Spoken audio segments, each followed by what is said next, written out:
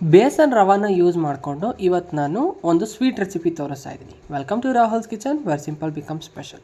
ಇದನ್ನು ಮಾಡೋದಕ್ಕೆ ನಾನಿಲ್ಲಿ ಒಂದು ಪ್ಯಾನ್ಗೆ ಸ್ವಲ್ಪ ಆಯಿಲ್ ಹಾಕ್ಕೊಂಡಿದ್ದೀನಿ. ನೀವು ಬೇಕಾದ್ರೆ ತುಪ್ಪ ಕೂಡ ಹಾಕೋಬೋದು. ಇದಕ್ಕೆ 1/2 ಕಪ್ಪಷ್ಟು ರವೆ ಹಾಕ್ಕೊಂಡು ಇದನ್ನು ಚೆನ್ನಾಗಿ ಹುರ್ಕೊಬೇಕು. ಇದನ್ನ ಸೈಡಿಗೆ ಎತ್ತಿಟ್ಕೊಂಡು ಅದೇ ಪ್ಯಾನ್ಗೆ 1 ಟೇಬಲ್ ಸ್ಪೂನಷ್ಟು ತುಪ್ಪ ಮತ್ತು 2 ಟೇಬಲ್ ಸ್ಪೂನಷ್ಟು ಎಣ್ಣೆ ಹಾಕ್ಕೊಂಡಿದ್ದೀನಿ. ನೀವು ಬೇಕಾದ್ರೆ ಬರೀ ತುಪ್ಪ ಕೂಡ ಯೂಸ್ ಮಾಡ್ಬೋದು. ಸೊ ನನಗೇನು ಜಾಸ್ತಿ ತುಪ್ಪ ಫ್ಲೇವರ್ ಇಷ್ಟ ಇಲ್ಲ, ಅದಕ್ಕೆ ಸ್ವಲ್ಪ ತುಪ್ಪ ಹಾಕಿದ್ದೀನಿ.